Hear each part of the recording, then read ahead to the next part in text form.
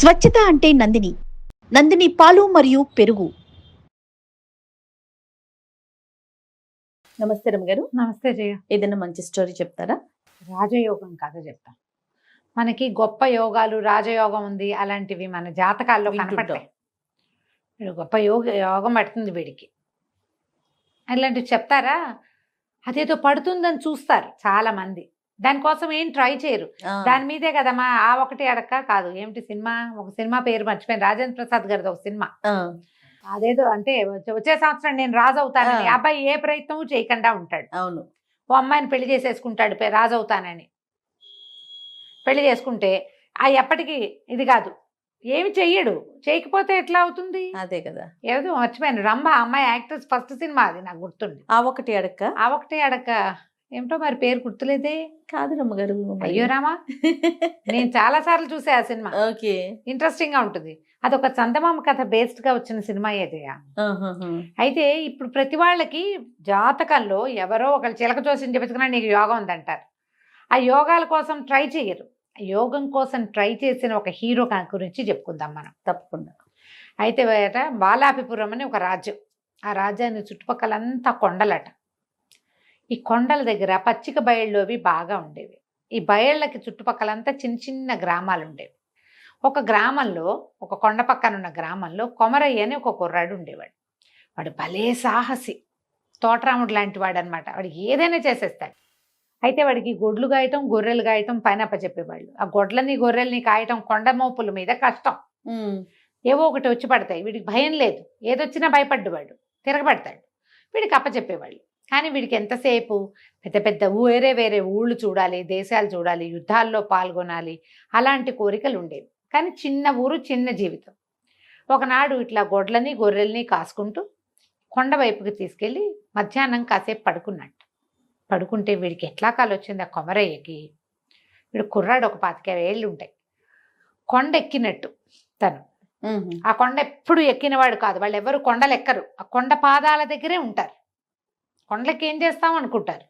గొడ్లను కూడా అంత పైకి పోనీరు, పైన ఏ ప్రమాదాలు ఉంటాయో అని. కొండ పాదాల దగ్గర ఉన్న చోటే పచ్చిక బయళ్ళు ఉంటాయి. తను కొండెక్కినట్టు, కొండెక్కితే ఒక పెద్ద సింహాసనం ఉంది. తను ఆ సింహాసనం మీద కూర్చున్నట్టు, తన పక్కన ఎవరో రాకుమార్తె కూర్చున్నట్టు, తన తల మీద ఒక కిరీటం ఉన్నట్టు కలొచ్చింది. ఈ పక్కనున్న పిల్ల తన తన భార్య అనమాట. కలొస్తే నేను రాజుని అంటూ మెలకువచ్చింది. చూసుకున్నాడు, ఏమీ లేదు, పుట్టి నేల మీద ఉన్నాడు. కళ్ళెత్తి చూస్తే కొండ నిలువుతా కనపడుతుంది. కొండ ఎక్కాలనుకునేవాడి కథ గుర్తొచ్చేసిందని వచ్చింది. ఆ పైన ఏముందో. అయితే ఏమైంది? సో ఇప్పుడు ఆ కథలు కూడా దీని బేస్ ఏం చెప్పాలి? అవును రమ్మ గారు. అక్కడి నుంచి ఏమనుకున్నాడు, ఇది కళలు నిజమవుతాయి ఎక్కడైనా. ఇదే కళ ఇలాగే నాకేం కనపడిందో అదే వస్తే అప్పుడు చూస్తా దాని సంగతి అనుకున్నాడు. మర్నాడు మధ్యాహ్నం పడుకుంటే సేమ్ డిట్టో అదే కళ వచ్చింది మళ్ళీ. అదే అమ్మాయి, అదే సింహాసనం, తను మంచి బట్టలు వేసుకుని ఉన్నాడు, తన నెత్తి మీద నవరత్న ఖచ్చిత కిరీటం పెట్టు. ఈ పనులు మానేయాలి నేను, నాకేదో యోగం పట్టబోతోంది, అదే నాకు కనపడుతోంది. నా కళ ఎందుకు వస్తుంది పదే పదే? నన్ను ఏదో చేయమని కాదు, అదేమిటో నేను చేస్తానని ఈ గొడ్లని గొర్రెల్ని ఎవరికి వాళ్ళకి అప్పచెప్పేశాడు. నేను వేరే ఊరు వెళ్తున్నా, ఇప్పట్లో రాను. రేపొద్దున బాలాపిపురానికి రాజు అవుతానేమో నేను. అదే ఇది దాని సంకేతమే ఇదని నమ్మాడు. దానికోసం ఏం చేయాలి? నా ఇంట్లో నేను కూర్చుని నేను రాజును అవుతా అంటే అవ్వదు. రాజును అవ్వడానికి ఏం ప్రయత్నం చేయాలో చూడాలి. దానికోసం ఎక్కడికైనా ట్రావెల్ చేయాలి అని చెప్పి ఏం చేశాడు, ఇక నడవటం మొదలుపెట్టాడు. కొండ ఎక్కగా కొండ అంటే అది వద్ద కొండగా లేదు, అది ఒక ఎత్తు, కొంత బల్లపరుపు, అక్కడేవో మామూలు చెట్లు, ఏదో చిన్న చిన్న జనావాసాలు కూడా ఏవో ఉన్నట్టే కనపడతాయి. ఆ కాస్త మేర ఉంటారు వాళ్ళు. ఇలా వెళ్తూ ఉంటే ఆ కొండ ఓ పక్క నుంచి దిగడానికి వీలుగా కనపడుతోంది. దిగితే ఆ దిగిన వైపు నుంచి చూస్తే పట్టణం కనపడుతోంది దూరంగా. ఆ దిగడానికి పూనుకున్నాడు. ఆ దిగబోతుంటే చీకటి పడేసరికి లేదో అక్కడ పాడుపడిపోయిన కొన్ని ఇళ్ళు అలాంటివి కూడా ఉన్నాయి. అంటే ఇదివరకు ఇక్కడ జనావాసం ఉండేది. సరే వీడేం చేశాడు, ఆ ఇళ్లలోకి వెళ్ళటం ఎందుకులే, చెట్టు మీద పడుకుందామని చెట్టు మీద పడుకున్నాడు. పడుకుంటే మాటలు వినపడుతున్నాయి సన్నగా. ఇదేమిటి కొండ మీద ఇప్పటిదాకా మనిషి వాసన లేదు, మనిషి పొలకవు లేని చోట మాటలు వినపడ్డం ఏమిటి? దెయ్యాలు మనలాగానే మాట్లాడుకుంటాయా ఏమిట్రా అని చూస్తే నలుగురు వ్యక్తులు వస్తున్నారు. నలుగురు మంచి దృఢకాయలు, బుర్ర మీసాలు, బ్రహ్మాండంగా ఉన్నారు, భారీ కాయలుగా కనిపిస్తున్నారు. వాళ్ళు ఈ చెట్టుకి అవతల పక్కన ఒక పాడుపడిన ఇల్లు చూశాడు కాదు మనవాడు కొమరయ్య, ఆ పాడుపడిన ఇంట్లోకి వెళ్ళారు. ఓహో, ఇక్కడ ఎవరో మనుషులు ఉంటున్నారనమాట, ఏమిటో చూద్దామని చెట్టు దిగేశాడు. దిగేసి చల్లగా ఇంకో పక్క నుంచి ఆ ఇంట్లోకి ప్రవేశించాడు. నలుగురు కాళ్ళు చాపుకుని పడుకుని ఉన్నారు. వాళ్ళు పడుకుంటే మాట్లాడుతున్నారు. వీళ్ళు దొంగలేమో అనిపించింది. వాళ్ళ దగ్గర మూటలు, సామాన్లు, కత్తులు, పిడిబాకులు అన్నీ తీసి పక్క పెట్టారు. అందులో ఒకడు కాళ్ళు చాపుకున్నవాడు, ఏరా గుంటనక్క, ఇవాళ ఏం దొరికిందిరా నీకు అని అడిగాడు. అడిగితే రెండో వాడు, నలుగురు ఉన్నారుగా, ఒకడు నాయకుడు, ముగ్గురు అతని వీళ్ళు అనమాట, సైన్యం లాంటి వాళ్ళు పక్కన ఉండేవాళ్ళు, తోడుండేవాళ్ళు. ఆ గుంటనక్క చెప్తున్నాడు, ఇవాళ నాకు ఒక వ్యాపారస్తుడు కనపడ్డాడు. వాడి దగ్గర భలే కోటు ఉందన్నా, ఎంత బాగుందో కోటు. ఆ కోటు ఏం లేదు, మనకు డబ్బులు కావాల్సి వచ్చినప్పుడల్లా కోటును తిరగేసి బోర్లిస్తే మొహరీలు రాలుతాయి అందులోంచి. ఆయన విప్పి పెట్టి స్నానానికి వెళ్ళాడు, నేను కొట్టుకొచ్చేసా, ఇదిగో అన్నాడు అని గోడకి తగిలిచ్చాడు. ఒక చక్కటి కోటు అది. ఆ కోటు వేసుకోవడానికి బాగుంటుంది, చూడ్డానికి బాగుంటుంది, కావాలంటే దాన్ని తిరగేస్తే అందులోంచి మొహరీలు రాలుతాయి. బాగుందిగా, బ్రహ్మాండంగా ఉందిగా. ఇంకొకరిని పిలిచాడు, ఏరా జిత్తులు మారి నువ్వేం తెచ్చావురా అని ఇంకొకరిని అడిగాడు. ఇంకోడు అన్నాడు, సర్వసైన్యాధ్యక్షుడు ఒక ఆయన దెబ్బలు తగిలి పడున్నాడు, ఆయన దగ్గర నెత్తి మీద ఒక ఉష్ణీషం ఉంది. ఉష్ణీషం అంటే అది పైన పెట్టుకున్న శిరస్త్రాణం లాంటిది, క్యాప్ లాగా. క్యాప్, శిరస్త్రాణాలు పెట్టుకో, ఒట్టి క్యాప్ కాదు, ఇట్లా కిరీటం లాగా పెట్టుకుంటారు కదా, అందులో ఇంచి ముక్కోణపు శిరస్త్రాణం, అది 3 కోణాలు, అది పెట్టుకుని దాన్ని ఒక మీట నొక్కితే 3 పక్కలకి బాణాలు వేస్తుంది. అది చాలా బలశాలైన వాడు కానీ దీన్ని మొయ్యలేడు. ఆయన దెబ్బలు తగిలి పడున్నాడు, చల్లగా నేను అది సంగ్రహించి తెచ్చేసా. ముక్కోణపు శిరస్త్రాణము, 3 పక్కలకి బాణాలు వేస్తుంది, బాగుందే, సరే ఇదిగో అని చూపించాడు. ఇక మూడో వాడిని అడుగుతున్నాడు, ఎరా మోసగారి నువ్వేం తెచ్చావురా అని అడిగితే మూడో వాడు చెప్తున్నాడు, ఇవాళ ఒక కత్తి దొరికిందన్నా. ఆ కత్తిని మామూలుగా పెట్టుకుంటే కత్తే, అది దాన్ని నేలలో గుచ్చితే ఒకేసారి 1000 మంది సైనికులు పుట్టుకొస్తారు నేలలో ఇంచి, చాలా పవర్ఫుల్, అది దొరికింది, ఇదిగో అని కత్తి మూలబెట్టాడు. మంచివి తెచ్చారా, ఇక వీటిని అమ్మే ప్రయత్నం చేసుకుందామని ఎవరి దారిన వాళ్ళు ఒళ్ళు విరుచుకున్నారు, చల్లగా పడుకుని నిద్రపోయారు. ఆ కొండంతా ఎక్కారా, భారీ మనుషులు, నిద్ర పడితే ఒక రకంగా మెలకు వస్తుందా వాళ్ళకి. వీడేం చేశాడు, వీళ్ళు దొంగలు, 3 రకాల వస్తువులు తెచ్చారు, సామాన్యులు కాదు, వీటితో 3 ప్రత్యేక ఉపయోగాలు ఉన్నాయి. ఇవి ఒక రాజుకి ఉపయోగపడే విషయాలు. అవి రాజుకి డబ్బు అవసరం, సైన్యాల పోషణకి, ప్రజా పోషణకి.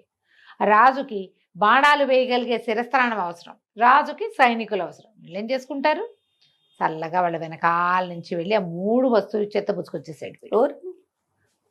ఇక ఆ కోట వేసుకున్నాడు, ఆ శిరస్త్రాణం పెట్టుకున్నాడు, ఆ కత్తి బొడ్డును దొప్పుకున్నాడు. ఆ శిరస్త్రాణం బాణాలు వేసుకొని అడిగినప్పుడే ఎంతసేపు వేయదు, ఈ 3 పెట్టుకుని దిగి వెళ్ళిపోయాడు.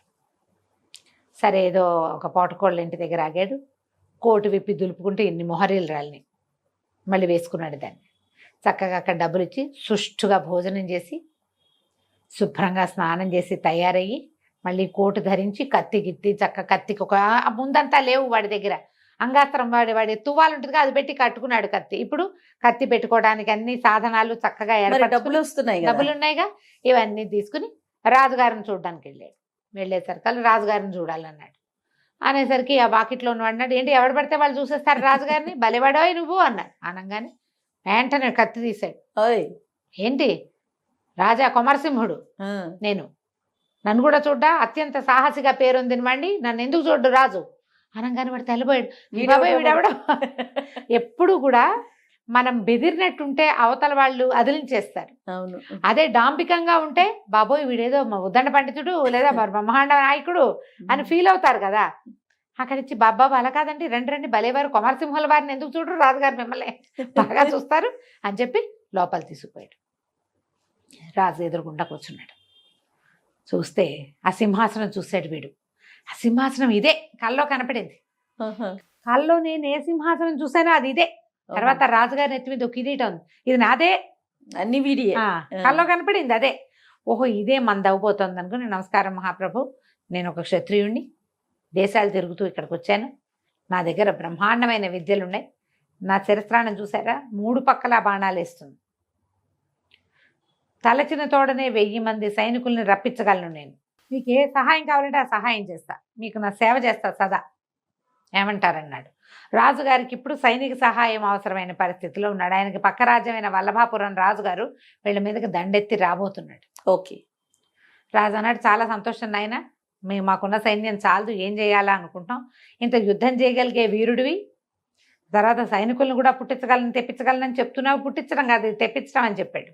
నీలాంటి వాడి తోడు చాలా అవసరం, నీకేం కావాలి చెప్పు, మీ అమ్మాయిని ఇచ్చి పెళ్లి చేయండి నాకు అని అడిగాడు. సరే, రాజుకు నవ్వొచ్చింది, వీడెవడో కుర్రాడు, వాడు వచ్చి అమ్మాయిని ఇచ్చి పెళ్లి చేయమంటే చేసేస్తామా, అలా చెయ్యం బాబు, మా మీదకి వచ్చిన ప్రమాదాన్ని తప్పించు ముందు, అప్పుడు అమ్మాయి పెళ్లి సంగతి ఆలోచిద్దామన్నాడు. సరేనని ఇతను ఏం చేశాడు, వల్లభాపురం సైన్యం ఏ పక్క నుంచి వస్తుందో తెలుసుకుని ఈ లోపల ఈ రాజుగారి దగ్గర హాయిగా రెస్ట్ తీసుకున్నాడు. 2 రోజులు వాళ్ళ దగ్గర తీసుకున్నాడు, వాళ్ళ దగ్గర నుంచి ఒక గుర్రం తీసుకున్నాడు. ఏ దిక్కుగా వల్లభాపురం రాజ్యాలు వస్తున్నాయో ఆ దిక్కుకి ఒక్కడే వెళ్ళాడు. వెళ్ళి తన కత్తిని నేలలో గుచ్చి 2 సార్లు గుచ్చి 2000 మంది సైనికుల్ని సృష్టించాడు. యుద్ధం అక్కడి నుంచి తన మీట నొక్కి తన ముక్కోణపు శిరస్త్రాణం నుంచి 3 పక్కలకి బాణాలేసి సాధ్యమైనంత చేయగలిగినంత యుద్ధం చేసి అవతల పారేశాడు. అంతే. వల్లభాపురం వాళ్ళు పరిగెత్తి పారిపోయారు. వీడేమిటి ఉన్నట్టు నేల ఇన్నట్టు ఇంతమంది జనం వచ్చారు, ఒక్కడి మీదకి ఒక బాణం వేస్తే 3 పక్కల నుంచి 3 చంపేస్తున్నాడు వాడు. దాంతో వీడితోటి పనికిరాదని వాళ్ళు సంతకాయితం రాసి ఓ తెల్ల జెండా ఎగరేసి పారిపోయారు. మళ్ళీ రాము మీ దగ్గరకని. అయితే కప్పం కట్టించి, మీరు మా యుద్ధం చేయటానికి వచ్చారు, ఈ ఖర్చులన్నీ ఎవరిస్తారని వాళ్ళతో డబ్బులు కట్టించి ఆ డబ్బులన్నీ తన సైనికులతో మోయించుకొచ్చి రాజుగారి ఎదుటి పోసాడు. రాజు ఆశ్చర్యపోయాడు. ఆయన కొంతమంది చారులను పంపించి తెలుసుకున్నాడు, వల్లభాపురం వాళ్ళు జన్మలో రారు ఇంకా, పైగా వాడు ప్రచారం చేస్తాడు, వీడి దగ్గరికి వెళ్తే ఇక్కడ ఎవడో ఒకడు ఉన్నాడు బ్రహ్మాండ నాయకుడు, వీడు మామూలు వాడు కాదు, 3 పక్కల బాణాలు వేస్తాడు, ఇవన్నీ చెప్పుకుంటారు కదా, దాంతో ఇంకెవరు రారు. దాంతో రాజుగారు చాలా సంతోషించాడు. భలేవాడు నాయన, నువ్వు చాలా గొప్పవాడివి, మా అమ్మాయి నుంచి పెళ్లి చేస్తానని అమ్మాయిని రప్పిస్తే వీడు కల్లో చూసింది ఈ అమ్మాయిని, ఓహో ఇదే ఆ అమ్మాయి అని సంతోషించాడు. రాజుగారు ఇంకా వీడి కులం లేదు గోత్రం లేదు, నేను క్షత్రియుడిని అన్నాడు, యుద్ధం చేస్తాడు చాలు అంతే. అప్పటికి 11వ రోజున ముహూర్తం చూసి చక్కగా పెళ్లి చేసేశారు. తన కిరీటం తీసి అల్లుడిని ఎత్తి మీద పెట్టాడు. వాడు కల్లో చూసిన సింహాసనము, కిరీటము అమ్మాయి 3 కుదిరినాయి వాడికి. హాయిగా రాజ్యం చేసుకున్నాడు. ఆ రాజ్యానికి చుట్టుపక్కల ఎక్కడి నుంచి ఏ ప్రమాదము రాలా అతను ఉన్నంత కాలం. కథ కంచికి మనం ఇంటికి. ఇలా జరిగితే ఎంత బాగుంటుంది కాదు జయ. యోగం ఉందని చెప్తే దానికోసం ప్రయత్నం చేసి సక్సెస్ అయిన వాళ్ళు కోకొల్లలు ఉంటారు. ప్రయత్నశీలుడు, ప్రయత్నం చేసి వీడు వచ్చాడు కనీసం అంతే, వెళ్ళాలిగా, మాకు యోగం ఉందని ఎప్పుడో వస్తుందని అదే వచ్చిద్దని అది వస్తుందని కూర్చోకూడదు. నువ్వు ఒక 4 అడుగులు ముందుకేస్తే అది 10 అడుగులు ముందుకేస్తుంది. అది ఏ అడుగు వేయకపోతే అది కూడా వేయదు. అదే కదా రమ్మగారు యోగం అంటే, మనం 4 అడుగులు వెయ్యాలి, అసలు వెయ్యాలి. మనం ప్రయత్నం చేస్తే అప్పుడు యోగిస్తుంది మనకి. కాబట్టి మీకు జాతకాల్లో ఆ యోగం ఈ యోగం బుధాదిత్య యోగాలు అవి ఉంటే వాటికి ఏం వస్తుందో కనుక్కుని ఏం చేయాలో తెలుసుకుని ఆ పని చేయండి నాయన, దేశం ప్రగతి పథంలో పయనిస్తుంది అప్పుడు. తప్పకుండా. నమస్తే. నమస్తే.